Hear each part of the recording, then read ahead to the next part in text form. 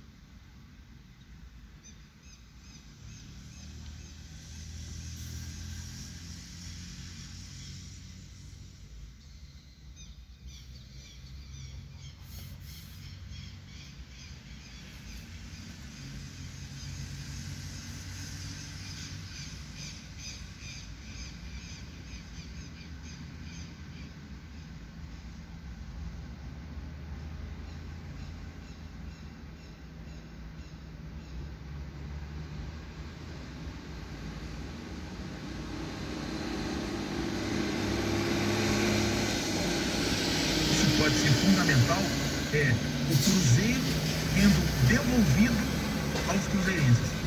Eu acho que esse papel do torcedor vai ser muito importante, e na entrevista de ontem o Pedrinho destacou isso, né?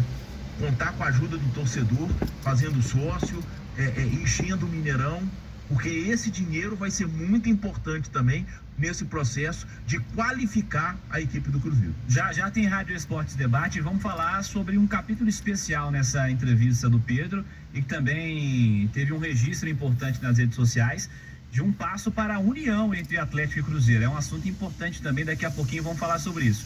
Léo Figueiredo, um abraço, bom dia, Léo. Bom dia, Cirilo, bom dia a todos, uma semana abençoada para todos nós. Amém, para todos nós. Léo, como você enxerga essa transformação do Cruzeiro a partir de agora com o Pedro Lourenço? Então, Cirilo, eu não serei repetitivo, porque eu concordo 100% com o que disse o Alexandre Simões, e vou um pouco além.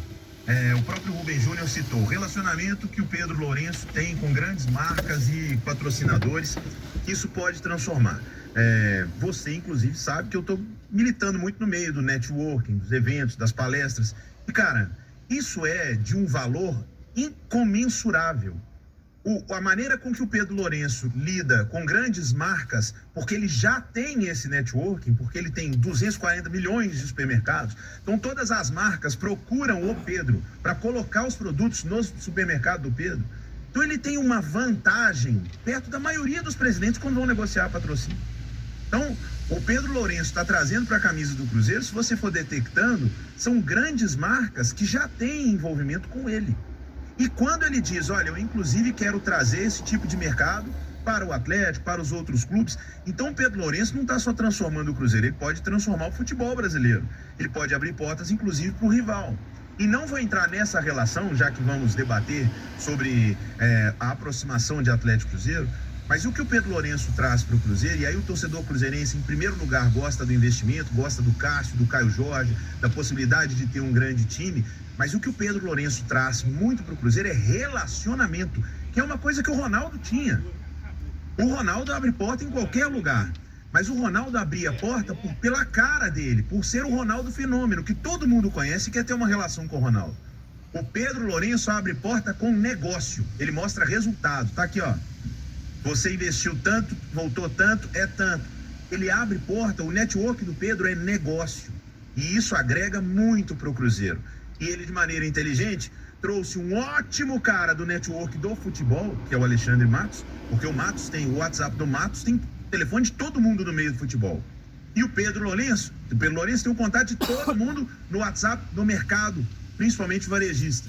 Então, o Cruzeiro unindo a parte do futebol com a parte do negócio, são duas coisas que giram muito dinheiro.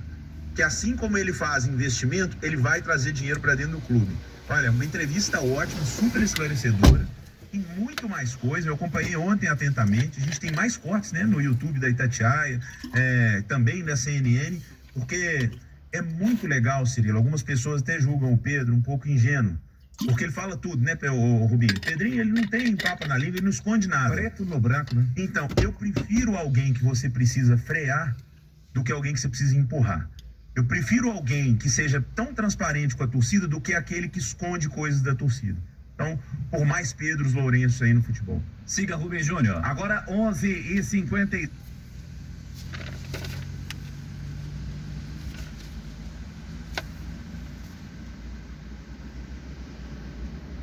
37 e daqui a pouco, Cirilo, dentro do que falava o Pedro sobre investimento, sobre folha salarial, o que o Cruzeiro tem dentro do seu planejamento, a gente traz no segundo tempo do Cruzeiro aqui no Rádio Esporte sobre negociações, até porque o Cruzeiro entra numa semana super importante de algumas definições e o ataque é falta para reforço. Nação Azul tá ansiosa.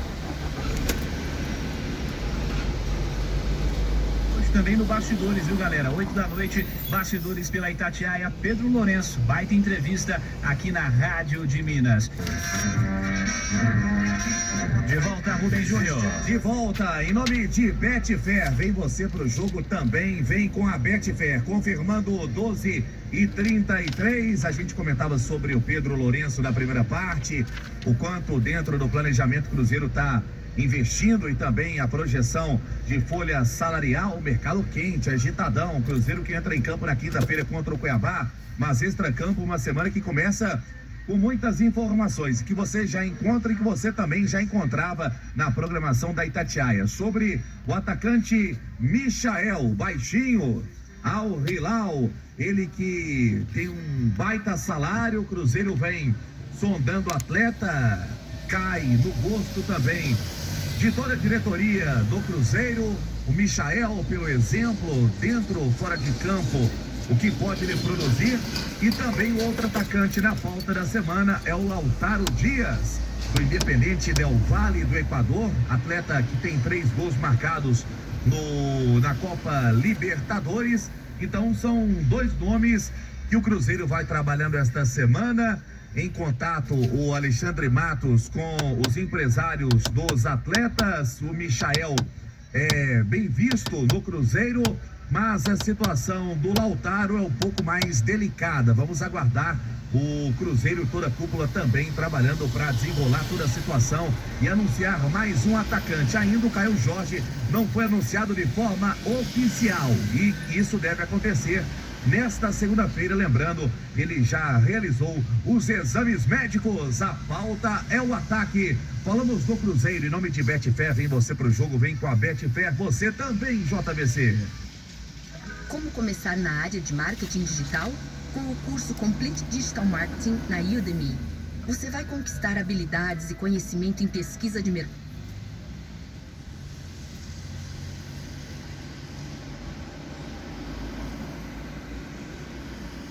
Ô Pedro, vamos falar de futebol, que é a grande paixão do torcedor, e eu sei que é a sua grande paixão também.